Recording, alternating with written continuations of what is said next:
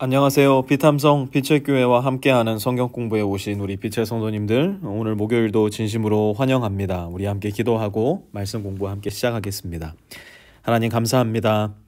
오늘 하루의 삶도 하나님의 말씀에 비추어 살기 원하는 우리 빛의 성도들, 오늘 말씀 앞에 나왔사오니 하나님께서 말씀하여 주시고 하나님의 마음을 열어 우리에게 주님의 뜻을 밝히 알려주시어 주님의 뜻 가운데에 주님의 뜻을 쫓으며 주와 함께 동행하는 삶을 살아가는 우리 모든 빛의 성도 되게 하여 주시옵소서. 오늘 말씀 가운데 오늘 하루를 먹을 수 있는 맛있는 말씀밥을 발견하게 하여 주시고 그 말씀밥 먹고 말씀의 힘을 힘입어 오늘 하루 주와 동행하며 힘있게 살아갈 수 있는 우리 모든 빛의 성도 되게 하여 주옵소서. 예수님의 이름으로 기도드렸습니다. 아멘. 오늘은 마가복음 12장 28절에서 34절까지의 말씀 우리 함께 공부하겠습니다. 28절 말씀 먼저 시작하겠습니다. 율법학자들 가운데 한 사람이 다가와서, 오늘은 율법학자가 등장합니다. 12장은 예수님과의 어떤 논쟁이 계속되는 장면이 그려집니다. 바리새인이 찾아왔었고요. 헤롯 당원이 찾아왔었고요. 어제 본문에서는 누가 찾아왔었죠? 부활이 없다라고 생각했던 사두개인이 찾아왔습니다. 오늘은 율법학자가 찾아옵니다.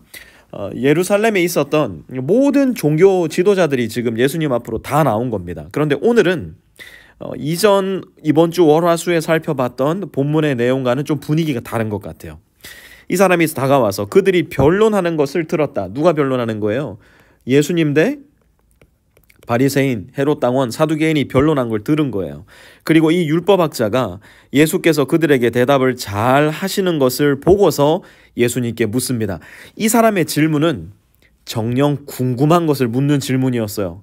정말 마음 가운데 오랫동안 품고 있었던 풀리지 않는 의문들, 율법학자로서 곧 하나님의 말씀을 연구하고 옮겨 적는 율법학자로서 마땅히 품어야 할 질문, 그게 뭡니까? 모든 계명 가운데서 가장 으뜸이 되는 것은 어느 것입니까? 계명이 너무 많은 거예요.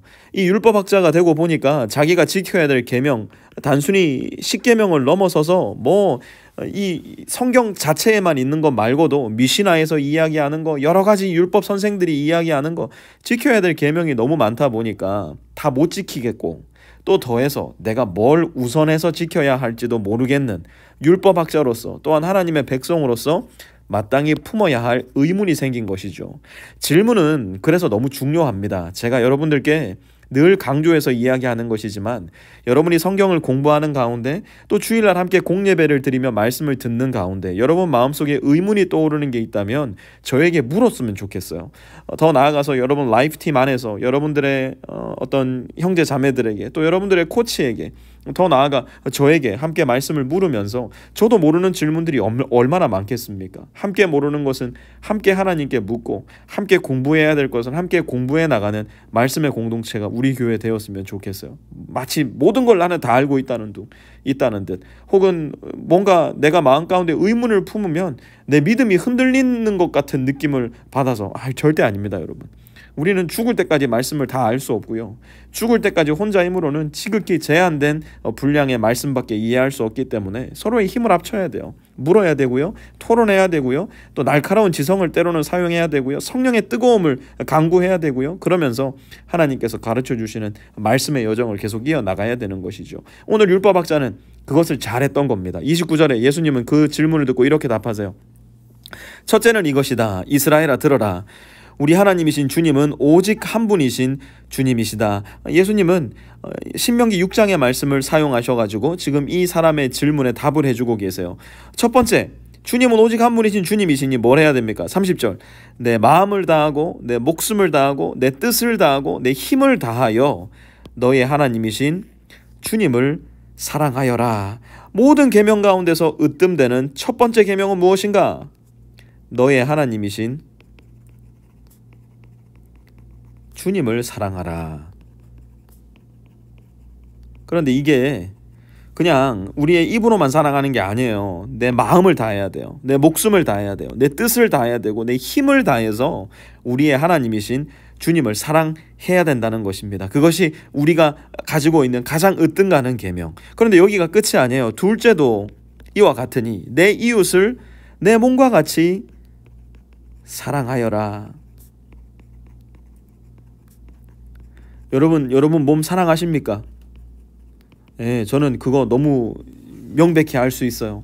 여러분이 하루에 몇 번이나 씻는지를 보면, 여러분이 하루에 몇 번이나 화장을 고치는지를 보면, 여러분이 여러분의 몸에 무엇을 입고 다니는지, 얼마나 몸에 좋은 걸 발라주시는지, 얼마나 좋은 걸 먹는지를 보면 여러분의 몸을 얼마나 사랑하는지 저는 알 수 있을 것 같아요. 저를 봐도 명백하게 아는 것, 여러분을 봐도 명백하게 아는 것. 그런데 내 이웃을 어떻게 하라고요?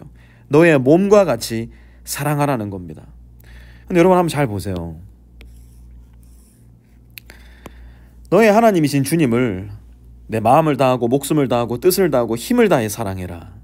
내 이웃을 내 몸같이 사랑하여라. 여러분 이거 익숙한 말씀입니까? 예, 우리 귀에는 익숙하죠. 교회에서는 익숙하게 듣는 말씀이죠. 그러나 여러분의 삶 가운데는요, 여러분의 삶에서 하나님이신 주님을 사랑하는 이 고백이 정녕 흘러나오십니까?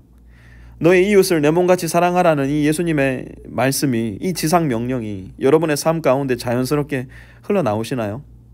우리는 아마 우리의 일상적인 삶 가운데서는 아마 이 얘기를 훨씬 많이 들을 거예요. Love yourself. 너 자신을 사랑해라. 그러면서 뭐라고 얘기해요?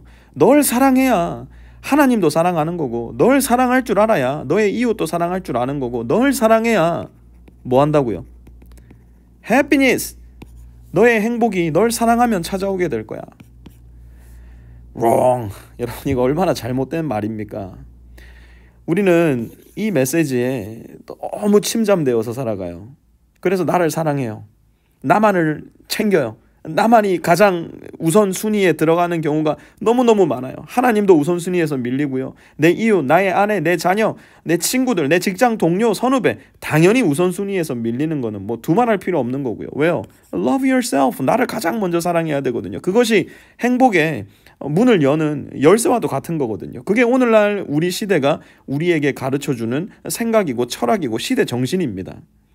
그런데 이렇게 love yourself 하는 사람들은 오늘날 우리 시대에 넘쳐나는데, 이 행복, happiness, 행복한 사람은 정말 넘쳐나고 있습니까? 이상하지 않습니까? 분명히 나 자신을 사랑해야 돼, 나 자신을 먼저 챙겨야 돼, 나 자신을 가장 앞에 놔야 돼 하는 사람들은 이전에 비해서 말도 할 수 없이 많이 늘어났어요. 그런데 행복한 사람은요, 자꾸 줄어들어요. 점점 없어져요. 저와 여러분을 보세요. 너무 명백한 증거 아닙니까? 왜 그럴까요? 행복은 love yourself 할 때 찾아오는 게 아니기 때문에 그래요. 우리 이거 빨리 지워야 됩니다. 그럼 어디로 돌아가야 되는데요? 여기로 다시 돌아와야 돼요.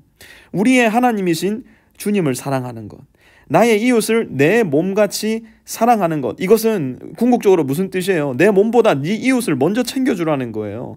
너의 편함보다 너의 이웃의 편함을 먼저 추구하라는 거예요. 나의 유익보다 너의 이웃의 유익을 먼저 생각해야 된다는 겁니다. 이 이야기를 예수님께서 들려주시자 율법학자가 뭐라고 대답합니까? 32절 보십시오. 선생님, 옳은 말씀입니다.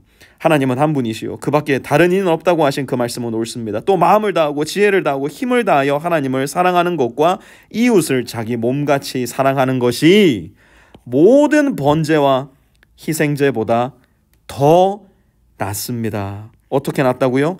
더 낫다고요. 지금 이 율법학자는 예수님의 말씀을 듣고 깨달았어요. 뭘요? 내 안에 내가 내 밖에 나보다 더 중요하다는 것을요. 내 밖에 나는 번제를 드려요, 희생제를 드려요, 기도해요, 헌금해요. 그런데 내 안에 나는요, 전혀 하나님을 생각하지 않고 이웃을 생각하지 않아요. 그렇다면 그것은 잘못됐다는 거예요. 그것은 중심이 틀렸다는 거예요. 예수님은 우리에게 내 안에 나를 점검해 보기를 원하세요. 내가 겉으로 주일날 와서 얼마나 예배를 뜨겁고 감격적인 모습으로 그런 겉모습을 드러내 드리느냐, 이것보다 월요일부터 토요일까지 아무도 보지 않는 것에서 내가 생각하는 내 안에 나는 예수님을 어떻게 생각하는가, 내 안에 나는 내 이웃을 어떻게 생각하고 어떻게 섬기고 어떻게 사랑하고 있는가, 주님은 그것을 더 중요하게 생각하고 주님은 그것을 더 유심히 쳐다보신다는 거예요. 이 사람에게 예수님이 이렇게 말씀하세요. 너는 하나님의 나라에서 멀리 있지 않다. 겉모습이 그럴듯하지만 내 안에 나는 완벽하게 나도 속이고 하나님도 속이고 이웃을 속이고 있는 사람, 하나님은 속지 않으신다는 거죠. 그 사람은 하나님의 나라에서 대단히 멀리 있을 거예요. 그러나 내 안에 나를 늘 점검하고 내가 정말 하나님을 가장 먼저 사랑하고 있는가, 내가 나의 이웃을 내 몸과 같이 사랑하고 있는가, 내 안에 나를 늘 점검하며 살아가는 사람, 그는 하나님의 나라에서 멀지 않은 사람이라는 겁니다. 사랑하는 성도 여러분, 우리 모두 하나님의 나라에서 멀지 않았으면 좋겠어요. 어떻게 해요? 내 안에 나를 잘 점검하여서 겉으로 드러난 나보다 내 안에 나를 더욱더 열심으로 성실하게 점검하는 사람, 내 안에 나가 하나님을 진실되게 사랑하고 내 이웃을 사랑함으로 내 겉에 나도 공예배를 통하여서 함께하는 기도를 통하여 교제를 통하여 하나님을 사랑하는 모습이 진실되게 드러나는 사람, 우리 이 사람이 되기를 꿈꾸며 오늘 하루도 살아가기를 바랍니다. 하나님 고맙습니다. 우리의 마음을 다하고 목숨을 다하고 뜻을 다하고 힘을 다해 주님을 사랑하기 원하오니 우리의 속사람을 주님 만져주십시오. 내 이웃을 나의 몸같이 사랑하길 원하오니 나의 남편을, 나의 아내를, 나의 친구를, 나의 직장 동료 선후배를 나의 몸과 같이 사랑할 수 있는, 그래서 행복을 추구하기 때문에 행복을 얻는 우리가 아니라 하나님을 추구하다가 내 이웃에게 나를 내어주다가 하나님께서 주시는 마르지 않는 샘물 같은 행복이 우리에게서 그제서야 솟아날 수 있는 복되고 은혜 풍성한 우리 모든 빛의 성도 되게 하여 주시옵소서. 예수님의 이름으로 기도드려 싸움나이다. 아멘.